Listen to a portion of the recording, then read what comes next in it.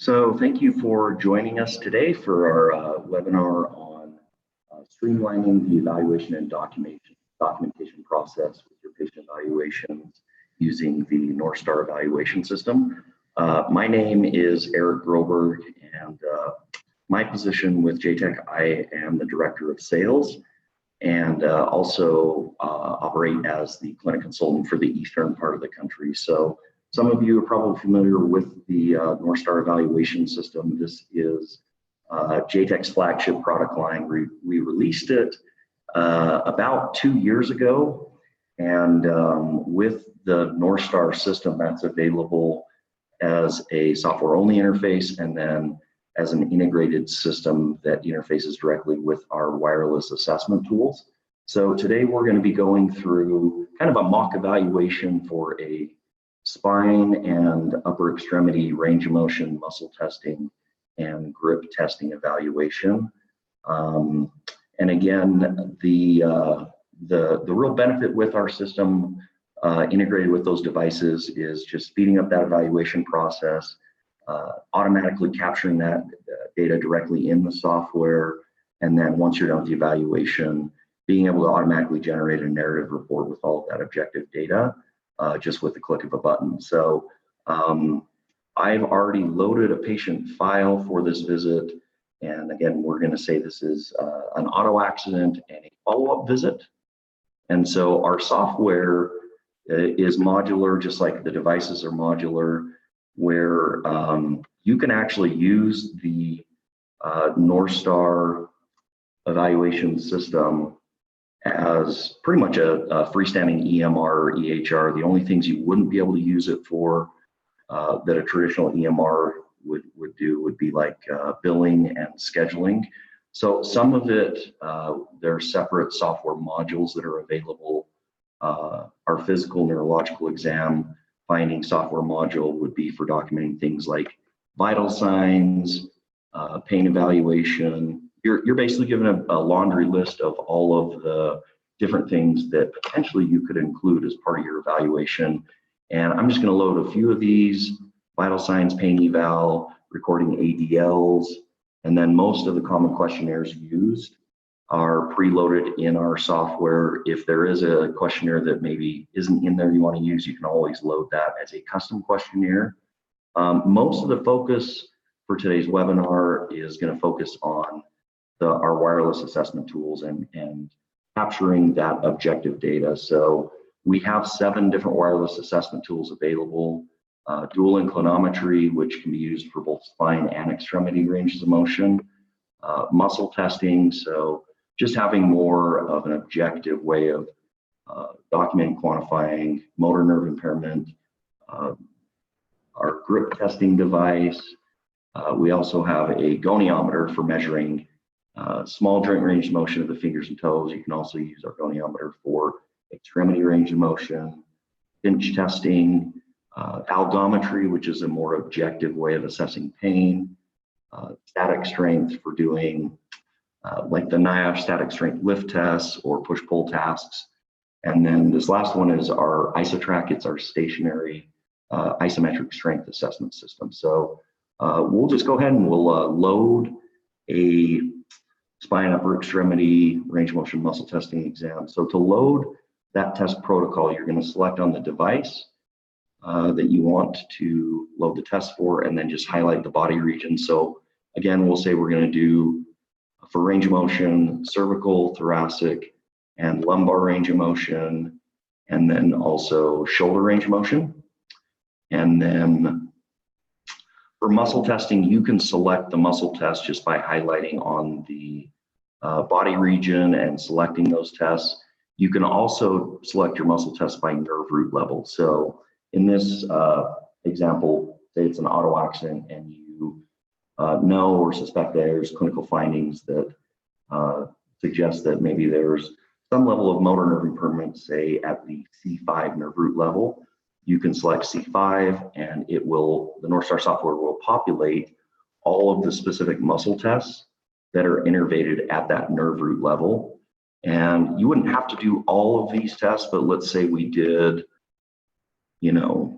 those 3 muscle tests, and that you note a pattern of weakness emerging. A lot of clinicians will use our diagnostic muscle testing as like a first level diagnostic to establish medical necessity for sending them out for further testing like an NCV or MRI.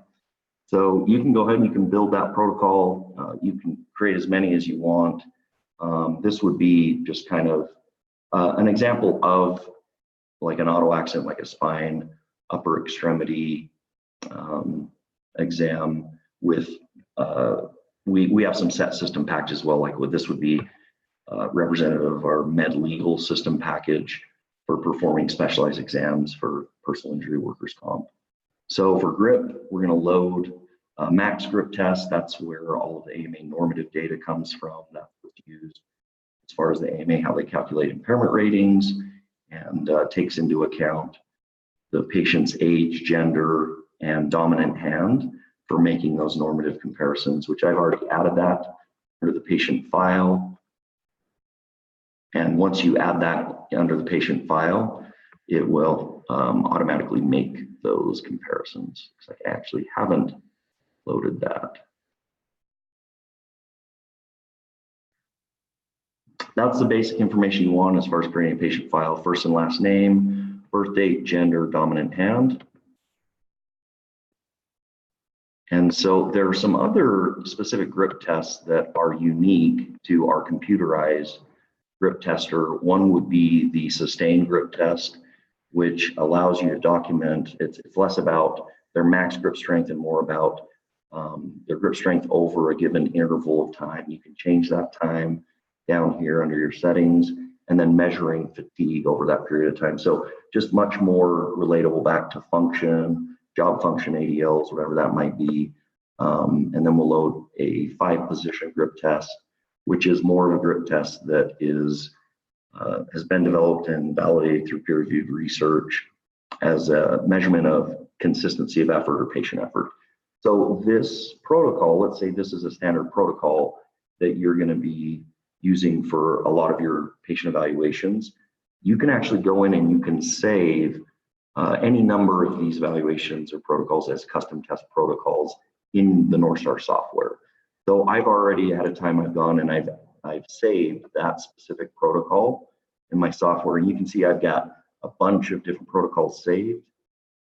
This is the one that we just created, Spine UE ROM MT grip. So we'll load that, and then again, the whole value of the Northstar system integrated with devices is just automating that evaluation process and speeding up that process. So once you have that specific protocol loaded, all you're going to do is you're going to hit the play button. Physical evaluation, and vital some signs. Of this, I am, I'm not going to spend a lot of time doing this, but you would go in and you can, add vital signs, whatever it is that you want to include. We'll just do a couple of these just for when we get to the report. Physical evaluation, pain evaluation. And so go ahead and you can do kind of like the Ransford pain drawing. Let's say there's numbness down one arm. More of just your general documentation, ADLs. Physical evaluation. And again, really the main focus is going to be on the capturing that objective data with the devices. Those questionnaires, Questionnaires, some of them, neck disability index. It's not the actual questionnaire. You would have the patient fill that out and then record the results. So in this case, let's say it's 45, it would automatically calculate based on that questionnaire what the results are for that. Again, most of what we want to cover in this webinar is more of the automation and evaluation process with the wireless assessment tool. So we'll go to the first test in our protocol, which is range motion, cervical flexion, and extension. So the device inclinometry, cervical flexion, software. extension. Enter a neutral. Wireless receiver that plugs into the USB port in your computer. And the devices have rechargeable batteries. They're programmed to turn off after about 15 seconds of inactivity. You saw that device wake up screen, that will just wake those devices up. So one thing that's important to note, none of these protocols or tests are tests that JTECH came up with on their own. These tests are taken directly from whatever is the criterion, gold reference standard in the case of range of motion. All of those range of motion tests are taken directly from the AMA guides. One of the other nice things about the Northstar software interface is for every one of the tests that you can select, there's actually a help video that's embedded in the software that you can play, and it will show you how to do that test and also kind of explain exactly how to do that test. So I'll click on that help video. Seated upright with head in neutral, place secondary over T1 and move it slightly to the side. In sagittal plane, place primary anywhere on head and press enter to 0. According to motion default selected, flex or extend cervical spine and press enter to record angle. Move to opposite position and press enter to record angle. Continue for the required number of repetitions. So that protocol, I mean, that's what's mandated by the AMA. The AMA is the one who have said that the preferred method for spine range of motion measurements is dual inclinometry. In the case of the spine, you're not dealing with just measuring motion at a single joint axis, say like elbow flexion extension. It's a compound motion. So the whole idea with inclinometry is you have the two devices. In this case, the primary inclinometer go on the top of the head. The secondary inclinometer would be centered over the T1 spinous process. And then those two inclinometers are going to measure the cumulative range of motion for that particular spine region. So it's the same methodology, quite honestly, as if you were using bubble inclinometers. It's just, again, with the Northstar software interface and those wireless devices, it's just expediting that evaluation documentation process. So once you have the patient again in the neutral position, the device is in the proper orientation, there's just an enter button on the primary inclinometer, and you would click that to establish that neutral or 0 position. Flexion. And then everything in the software is driven by audio prompts. So quite honestly, you don't even have to pay attention to the software. You're just listening to those audio prompts that will tell you to go into flexion. Once they're at that endpoint range of motion, you're gonna hit that enter button to capture that range of motion. Extension. Prompt you then to go back to extension. And the software is going to prompt you to do a series of reps. That's because the AMA has specific validity criteria for Extension. range of motion. The AMA says for a spine range of motion test to be considered valid, Flexion. you actually have to do 3 consecutive reps that are within 5 degrees and 10% of one another. So the software will prompt me to do a series of repetitions until I've met the AMA validity criteria. Cervical lateral flexion. Enter neutral. The last rep for that given test in your protocol. As you can see, the software will just then automatically kick you to the next test in the sequence. That's one of the things in the software that will significantly reduce the time as far as evaluation. There's a feature under settings, this automatic test advance, that kind of tells the software just that when you're done collecting the last rep, to just automatically kick you to the next test in the sequence. The other thing you can do in the software that will also significantly reduce the time it takes you to get through the evaluation is the way I created this protocol is just based on, okay, all of our cervical range of motion tests are first, then thoracic, then lumbar, but you can also organize the test sequence where you have all of the tests where the patient is seated listed first, then all of the tests where the patient is standing and supine and prone. That way you're not getting the patient up and down. And so again, that same protocol that we just loaded and created and loaded, I've gone ahead and I've already loaded that same protocol, but based on patient positioning. So that protocol, based on patient positioning, if we go to that, you can see we've got the 2 cervical range of motion tests listed, but cervical rotation is down here. That's because cervical rotation is done supine or with the patient lying on their backs. So, and again, just going back and looking at some of this data that we just captured. Inclinometry, cervical inclinometry, so cervical flexion extension. The AMA will give you up to 6 reps to meet that validity criteria. Because I met it in the first 3 reps, that's where it moved to the next test in the sequence.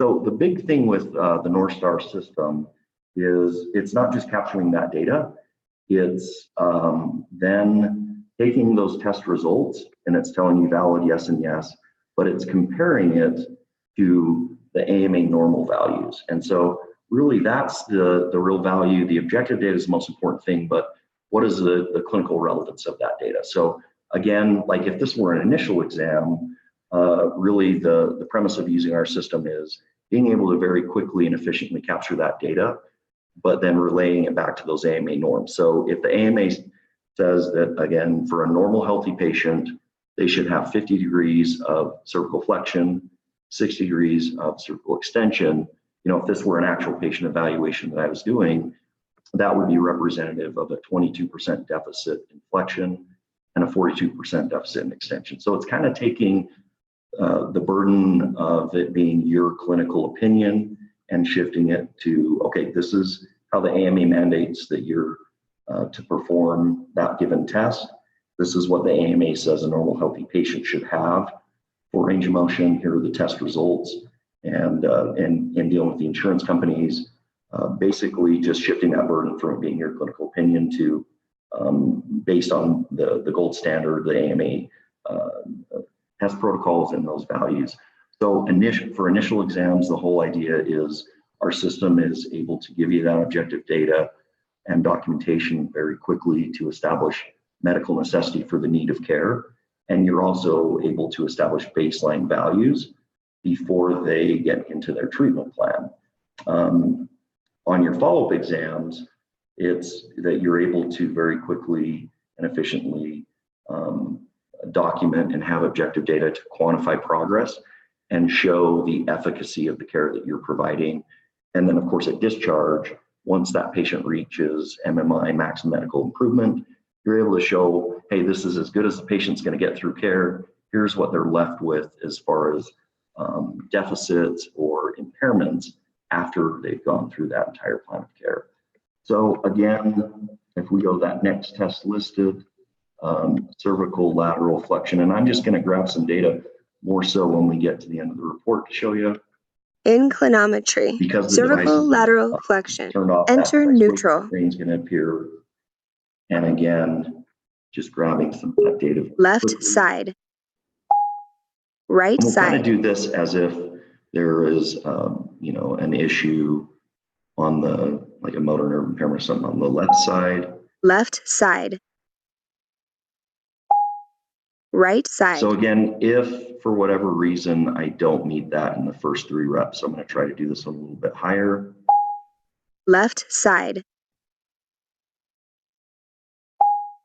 Right side. If you don't meet in that first 3 reps, in this case, left for that right side, then the software is just going to automatically prompt you to keep capturing data until you right side. That validity criteria. Thoracic rotation. Enter neutral. That met that AMA validity criteria. So you can also use, like I mentioned, you can use the inclinometers for all of your extremity range of motion tests. So, and you don't have to necessarily go in this exact order. If we skip ahead and do, let's say, range of motion, shoulder flexion, extension. Inclinometry. There's 2 different ways. Shoulder flexion, extension. Left side. Enter neutral. The system comes with, there's just a flat metal rail that magnetically attaches to the bottom of the primary inclinometer.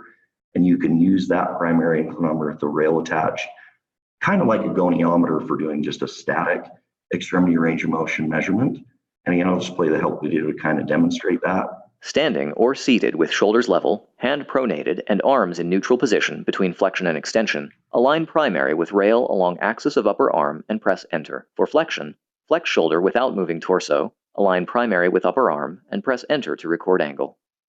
For extension, extend shoulder without moving torso, align primary with upper arm, and press enter to record angle. So that would be doing a static assessment. There's also Velcro straps that come with the system for doing more of a dynamic range of motion assessment. Subject is standing or seated with shoulders level and in neutral position, with forearm in mid position between pronation and supination, and the palm facing the thigh. Affix primary inclinometer to upper arm in sagittal plane, and place secondary on. According to AMA, there's no difference. In fact, there's no validity criteria that the AMA has in place for extremity range of motion. The AMA says you can even do 1 repetition. I still think it's a good idea to do 2 reps just to show reliability. And so I've set my settings as 2 reps. You can change all this, but we're doing the 2 reps on the left side. Then on the right, we're kind of alternating between flexion and extension. So again, you would align that rail with the humerus in neutral position. Left side, flexion. Flexion, capture that. Left side, extension. Left side, flexion. Left side, extension. Right side. And then same thing, we'll do this on the right side as it's flexion. Normal. Right side, extension. Right side, flexion. Right side, extension. So the other thing that you can do in your evaluations, just from a documentation standpoint, is in real time as you're capturing that data, up here in the top left, there's this observations tab. The Northstar software allows you to go in and just in real time documenting things like pain behavior. So if they're complaining of pain during the test, or there's facial pain expressions of like wincing or grimacing, or in this case, whatever that might be, shaking arms. It also allows you to just in real time record any high effort behaviors that you noted, whatever those might be. I'm just kind of arbitrarily choosing some of these, and then since this is a range of motion test, consistent, and we'll say moderate loss. And then at the end in the report, and we'll get that in a minute, it will then kind of create a summary of all of that. So with muscle testing, if we kind of move forward with that, muscle testing, there's not normative data. Really, the gold standard is making a bilateral comparison to the opposite side. And again, all of our strength devices, they actually calibrate on a daily basis. So first time I've used a device today, I'm going to zero calibrate that. Muscle tests. And then it's the same shoulder flexion. We're doing left side, rep 1. And using like the 0 to 5 grade scale. It's just now you have a device that's able to objectively quantify those muscle test results. Subject is seated with shoulder flexed 90 degrees and elbow straight. Stabilize shoulder and place transducer proximal to elbow joint on lateral surface of upper arm. Provide isometric resistance while subject attempts to flex shoulder. Tell subject to push, push, push, push, relax. So in that help video, you probably noted that it's asking you to give them like an audio cadence. So if you're doing those reps, okay, ready, push, push, push, relax.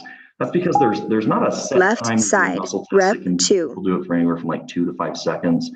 As you can see, it doesn't just give you max average values. It will actually plot force over time or force time curves. And that's really the gold standard when it comes to strength assessment, is being able to generate those force time curves. So that audio cue you're giving is just making sure that those curves line up as far as on the x-axis, the time. So ready, push, push, push, relax. Left side, rep 3. Push, relax. Right side, rep 1. Right side, rep 2. And again, those audio prompts, you're not even really having to pay attention. Right side, rep 3. Just listening to which test it's on. So like for observations, say for a muscle test, if you noted that they're using compensatory postures, some of these high effort behaviors are custom descriptors that I've gone and I've added into our software. So we created the Northstar software platform where it is very editable, customizable. So like for grip testing, some of those custom descriptors of high effort behaviors, white knuckling, curved knuckles popping during grip testing, muscle guarding is one that I've added. And then just whatever is applicable, muscle recruitment change. We'll say that that's it for that. So again, with muscle testing, there's not normative data. The gold standard is being able to make a bilateral comparison from left to right. So in this case, that would be representative of a 17% strength deficit on that left side. So it'll also give you max average values. There's not validity criteria like there is with the spine range motion tests. All of your strength tests, it's more of a measurement of consistency, and consistency is determined by this CV value. CV stands for coefficient of variation. Essentially, it's just a statistical term that says, okay, for these 3 reps that we captured on that side, how tightly grouped are they together. And so kind of the industry consensus is if that CV value is 14% or less, it's going to show as a consistent test. If it's 15% or higher, it would show as an inconsistent test. Now there's nothing magical that happens between a CV value of 14, 15%. It's just, you know, you got to hang your hat somewhere. That's just the industry consensus. And so a lot of people want to go to the bank with this idea that, well, okay, if a test has a higher CV value and it's inconsistent, then they must not be giving their best effort. The reality is there's no magic tests or calculations or really anything that you can do as an evaluator to get inside the patient's head and determine like whether they're giving best effort. Really, the idea is being able to do that entire evaluation and then looking at all of that pooled data, the objective data, taking that into account with your observations that you're recording, what the patient is saying, and then making those type of best fit scenarios or determinations based on a combination of all of those things. So, and again, just very quickly, just grabbing some data for those different exams. If we skip forward to max grip. And again, because this is the first time that I've used the grip device this day, it's going to ask me to do that grip calibration. Strength, max the devices, left side, rep 1. Are registered for the receiver. So you would just go and you put the serial number. And they're interchangeable, actually. That's one of the new features with this new device technology. So at the time that we released the new Northstar software interface, we also released the latest generation of our wireless device technology, wireless communication technology. And there's some significant improvements. One is the devices are not programmed to work with just an individual receiver. The other is the rechargeable batteries last, I would say, at least 5 to 6 times longer than the previous technology. Grip strength. So again, max grip testing, grip, left side, set it up rep where I 1. alternate between left and right reps, just to build in a right side, left between those right 2 reps.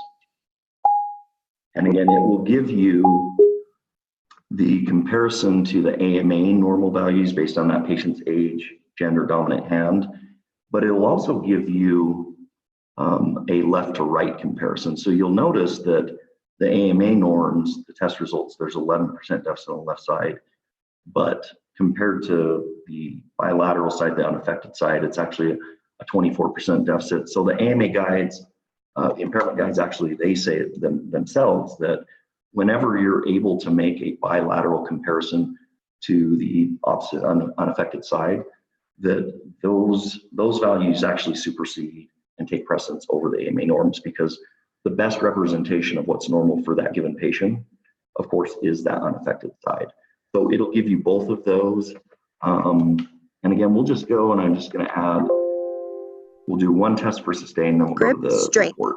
Sustained so grip, sake, I'm left side, left side, rep 1. And again, this is more of a measurement right side, fatigue rep over a given time interval. So people will use the sustained grip test because it's much more related left to side. function. Say you've got like a nurse that is returning from an injury and right one of their side, job functions rep is 2. transferring patients from like a surgery table to a gurney. And to do that job function, it requires not just a certain amount of grip strength, but for them to sustain that amount of grip strength for a given period of time. So much more related back to function.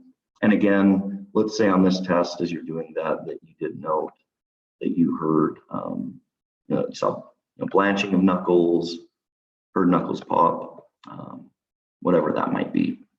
So now just, and again, not going through that full evaluation, going to the next module, the different modules in the software kind of works its way left to right as you go through the eval.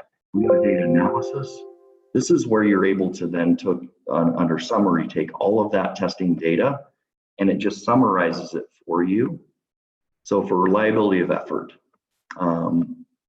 just for this demonstration, We did 14 tests where a CV value was generated. 14 out of 14 met that consistency requirement. It will summarize all those high effort behaviors. Then based on all of that, you're then assessing, you know, overall the results indicate this, in this case, it'd be a reliable exam, and then why your rating is reliable. High behaviors noted, whatever is going to be applicable for that given test. Same thing with reliability symptom reports based on, and again, we just did like, I think I just did the one observation of pain behaviors, but you know, if there's other things like appropriate pain or questionnaire responses, distraction, placebo test, just whatever again is applicable, and then based on that, again, say it's high reliability. So again, like I mentioned, our software is modular, where one of the software modules that our programming teams created is an impairment calculator that will automatically take those test results that we just captured in this evaluation, and you're just basically clicking that impairment button, and it will automatically calculate the whole person impairment rating based on the 5th edition guides for those tests. So we just grabbed a couple tests based on those test results.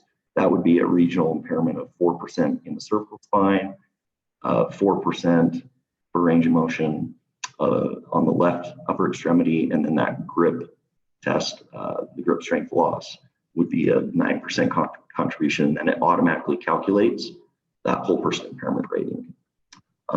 As far as the report generation, so you can go in the Northstar software and you can set up and save any number of test or report templates. So if you have referral sources, or if you want your reports to be a certain way displayed, like basically have that data displayed in a certain order, you can do that just like we build and save those custom test protocols. Another feature, and this is specific to this new Northstar software platform, is this Narrative Express feature, where with Narrative Express, it will automatically generate the type of report for the type of exam you're doing. So if it's an initial exam, it would automatically generate an initial report. If it's a follow-up exam, it would automatically generate a progress report, and then it would just automatically populate whatever the test results are for whatever you included in that patient evaluation. So the reports are generated as a Microsoft Word document. You, of course, would have your company logo, your company information saved in your software for the cover sheet. And then some of this I've already gone and I've populated in this patient file. So patient information, personal background, medical history, family history, whatever it is that's important to you for documenting in the software, it will just automatically then populate that. So here's that reliability effort that we just created under data analysis, where it kind of summarizes that right at the beginning of the report. The software will automatically generate kind of a canned medical necessity statement. And then again, the impairment rating summary, also a detailed breakdown of that impairment. Some of this, again, I've captured already in the system file under the physical neurological. ADLs will track progress of that.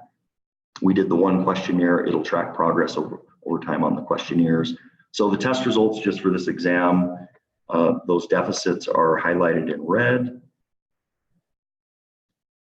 Any of those observations would populate under that given test. And then it will chart progress from the previous exam, as well as overall progress from the initial exam. And it'll also give you that more in a bar graph form, just a little more of a graphical representation of progress for each of those exams for that patient. And then for each device, it will also give you a bibliography of references that establishes and validates that. You can see here again, those protocols are taken directly from the AMA guides. Same thing with muscle testing, it'll give you those deficits, it'll actually print out the force curves. And then just for whatever tests you've done, it will give you again the bilateral grip strength deficit, as well as the AMA norm deficit. And then again, in this report, it's also including those device calibrations. So that kind of is, I guess, the main thing with that. The next webinar topic that we're thinking of focusing on would be more getting into the specifics of billing for testing. There are individual CPT codes that are designated to bill for range of motion testing, muscle testing, grip testing. And so for range of motion testing, it's this 95851. It's billed in units per spine region per extremity. So for that exam we just did, it would be 5 units range of motion. 95831 is for muscle testing. And again, for that exam, it would be 3 units. And then for grip testing, 95832, muscle testing the hand. So we'll get into more of the details. That's kind of what we're thinking is the next webinar topic is, the specifics of the CPT codes and how to bill for testing. One of the things that the CPT codes do specify in order to bill for testing, as you can see on this, you do have to include a report in order to bill for that, which again, with the Northstar system, that's automatically generated. So if we have any questions, we can go ahead and answer any specific questions. And if any of you want more information on the system or more of a final form sample report, you can contact our office. We can send you that information, or even the specific information on these CPT codes billing for testing. Just contact our office, and that's also something that we can get out to you. So looks like there are no questions. So again, appreciate your time, and again, just join us for our next webinar, which again, focus of that will be more of the specifics on CPT codes and how to bill for testing. Thanks.